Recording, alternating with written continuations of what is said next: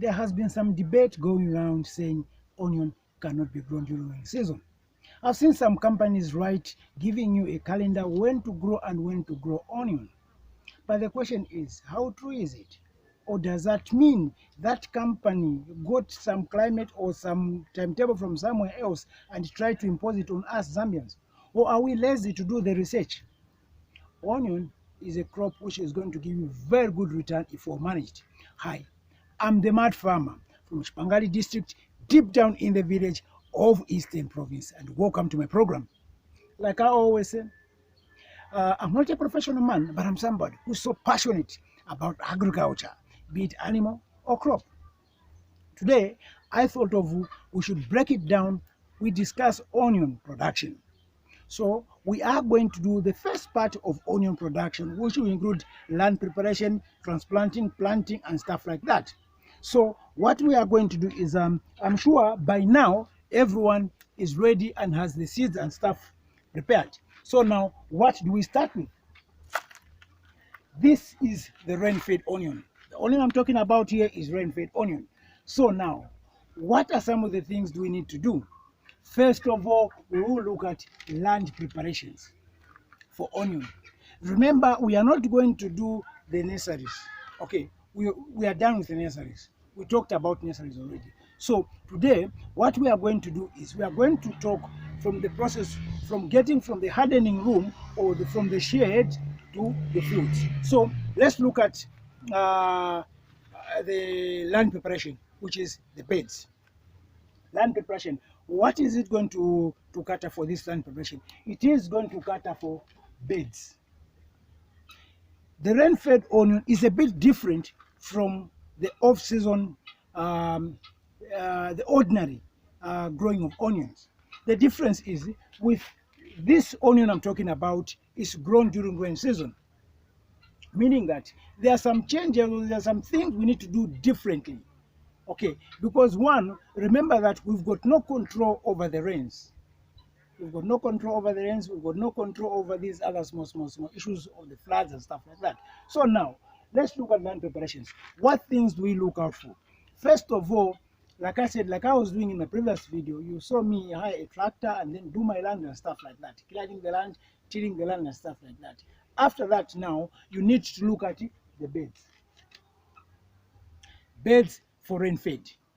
What kinds of bed are we looking at? Okay, with rain-fed onion, most of the, I'm not talking about the others. This one we're looking particularly on rain-fed onion. So we are going to look at the beds. What kind of beds are we talking about? Most of the time, it's better to do your beds 1 meter here by, let's say, 25. Here, 1 meter. Here, 25 meters. Why am I saying this, 25 meters? Why am I saying this? This one is easy for management. For example, you are doing a hectare. Instead of you having top to top, it will be very difficult for you to manage your field. Okay, for example, you are doing the weeding, you are doing all sorts of work, it will be very difficult for you. So most of the time, we cut it into pieces. So this one is 25 by 1 meter. Then how do we do these beds? These beds are a little bit different because these should be the high raised beds. They should be a little bit high in case they are floods. I'm not saying they'll be floods, but just in case they are floods. Like I said, we've got no control. So in case they are floods, that's the reason why we raise them a bit. How do we raise them? Remember, I said there should be 1 meter here, 25 meters here. And then a working space here should be half a meter. Half a meter, which is 0.5 meters in between. Okay, meaning that we are going to have 1 meter here, half a meter here, 1 meter here, half a meter here. Why are we doing half a meter? It is going to save a lot of purposes. The first reason why we are putting half a meter here is because we want to have enough working space. It's very, very important to have enough working space because there are some times whereby you are carrying your fertilizer, you are carrying your manure, whatever you are carrying. It's very, very important to have this working space. Another reason is this soil which you are going to get from here, that's the soil you are going to put actually on top so that your beds can be a little bit higher. That's the reason why we put enough. Okay, and then here, remember, there's also another 25 here. Then here, there should be 1 meter. This soil you are going to get here, you're also going to throw it in your bed. So we're going to have half a meter, the working space for this side, and then 1 meter working space for this side. Why are we putting 1 meter? Because this will be more busy than this, because this will be more like the main line, okay, the main workspace, whereby when you are carrying your manure, carrying fertilizer, you will have to pass through this and then make your turns into the other working spaces. So it's important this has to be a little bit bigger. Now, after doing this, what you are going to discover is you have raised beds, meaning that you know you're not going to have floods, okay, and then you have enough working space, and then you also have the raised beds. So this is about land preparation. Remember, we are leaving these things, and then if you are doing a hectare, so meaning that you have 4 of these, okay. Now, we are done with land preparation. Remember, we are assuming our sets are already in the shed. Okay, we've skipped the part where we are preparing nurseries because time for nurseries is gone. Okay, so if you haven't done your nursery, if you haven't done your sets, the best you can do is look for those sets, look for somebody who's selling those sets, and then buy, because we don't have time. Even doing the nurseries now, we've run out of time. So the best you can do is either buy the seedlings or buy the sets. So now, now we are looking at the seed variety. Remember, we are looking at those who didn't actually do the nurseries. We are looking at those who didn't do the sets. The best variety for rain-fed is red Kiole.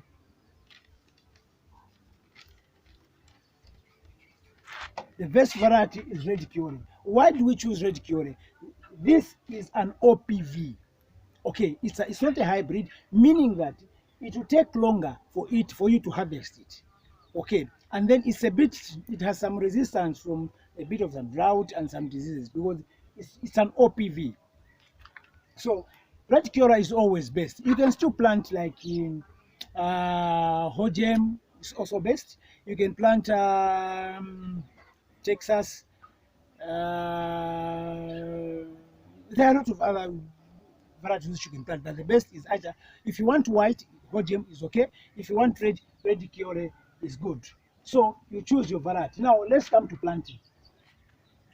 Before you do the planting, in case you're using the manure, which is the best, before you do your manure, I take it you've already got your compost manure somewhere else. What you do is, when making these beds, you actually mix together with your manure. Manure is very good, because even if your soil is compacted, your manure is going to loosen it up.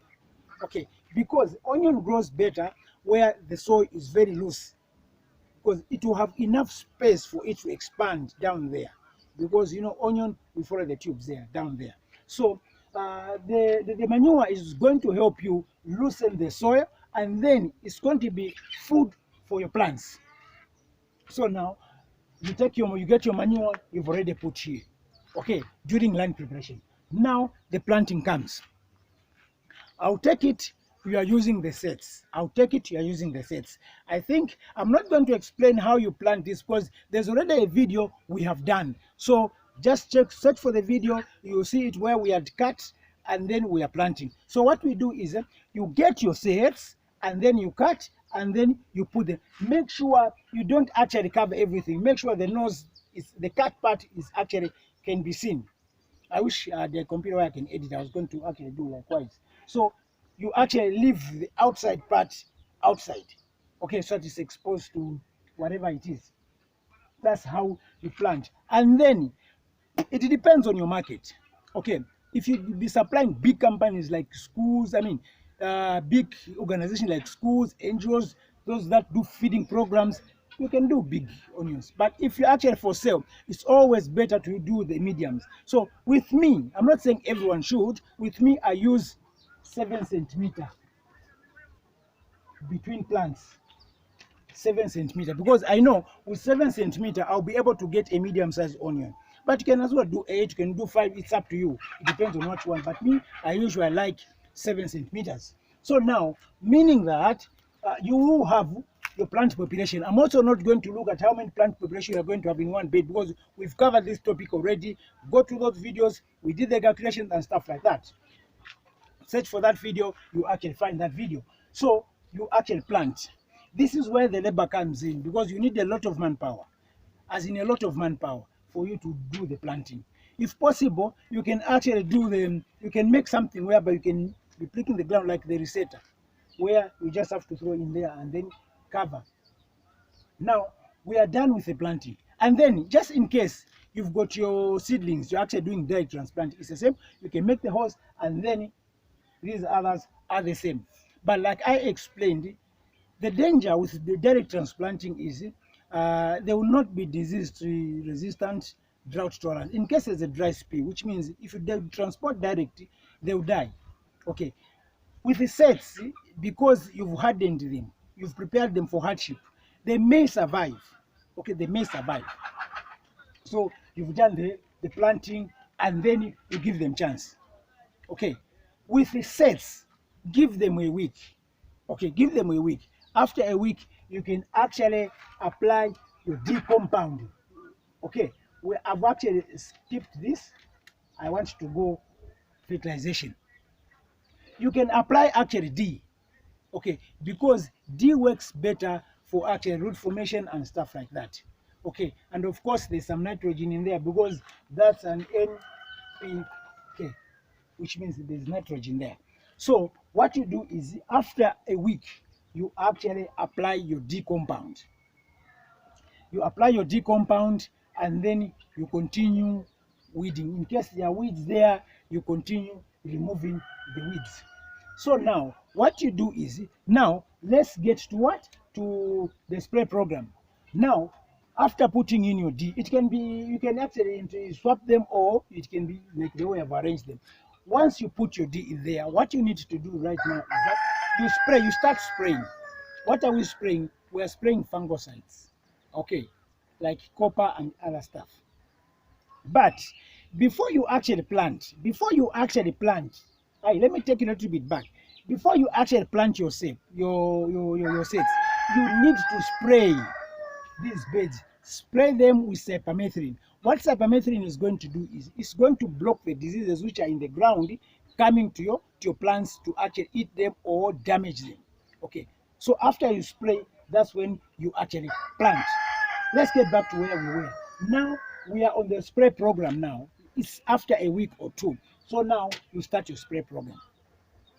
Because copper is very, very affordable. You can be spraying even every week, even every 2 weeks. The reason why we do that is because we want to make sure that there are no fungal diseases in your onion. Because what is going to happen is, your onion will start, the tips will start drying up. Once they start drying up, it will be slowly coming down, and then it will eat your bulb, and then that will be the end of it. Your bulb will start smelling, and then that will be the end, it will die.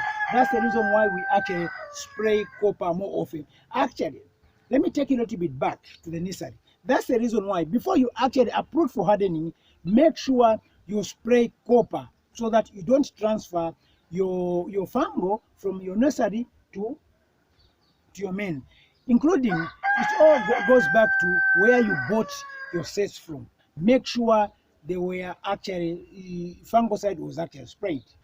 So now we are actually here. The reason why we are actually spraying is, we are actually killing the fungus in your onion. So you can be actually be spraying if you want, because it's rain. Every time it rains, you can actually spray. Every time it rains, because once it rains, it actually washes it away. Or if you want, you can actually buy sticker and then mix it, because that sticker will make your chemicals stick to the leaves. And then you can also buy foliar fertilizer. It's going to be a vegetative one, just to help, so that it looks nice. So now, once it starts growing, make sure weeding, very important. Weeding, very important. Remember, we've talked about fertilizer. We've only handled D compound. We haven't handled can. We've also handled foliar, because I said you can actually be spraying, just to keep it vegetative. So now, what we are saying is, let's get down to weeding. Onions, the number one enemy for any plant, including onion, are weeds. There's too much work. There's too much weeding in onion. Make sure your field is always clean. Always clean. Okay. I prefer using hands. But some people would want to use the weed killer. I know snow magugu works well in onions. But always your field should be clean. After some time now, you continue spraying. You spray your foliar, you spray your copper. You can actually, if you want, you can actually mix them, you spray together. The sticker, the copper, and the foliar fertilizer, mix it together. As they grow now, once the bulbs are a little bit bigger now, you can actually come and add can fertilizer. Okay, why are we adding can fertilizer? Basically, can will actually work as a booster because a jump starter. Once, at what time do you apply your can? When you see your onion is actually not growing well, they look more stunted and stuff like that, you can bring in a can, because what can is going to do is it's more like a jump starter. I don't want to sound so technical. I want everyone to understand, to be more like a jump starter. It will start growing fast, but can doesn't stay long in your plant. Within 2-3 weeks, it will be gone. Okay. Again, one other reason why we add can is it improves the quality of your onion. Your onion will look very good. Will actually have a double layer nicely done. When somebody looks at your onion, he or she will think you just imported the onion. So that's the reason why you add can. You can add can at any point. If you see that your onion is stunted, it's not growing, you can add can.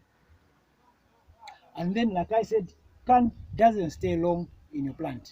It will actually go out. So that's that about onion.